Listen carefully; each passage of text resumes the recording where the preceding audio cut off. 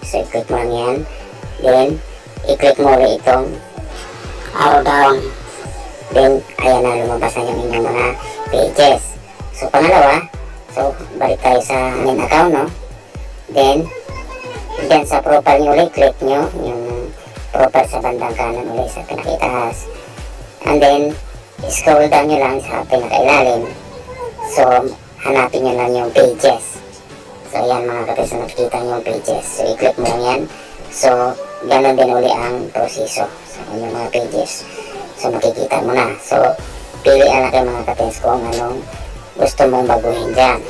So, kunwari, itong Pantry Pinoy, ang babaguhin ko. So, wala siyang PH. So, dagdagan ko siya ng PH. Then, i-click lang natin. Then, click review now kung lalabas yan.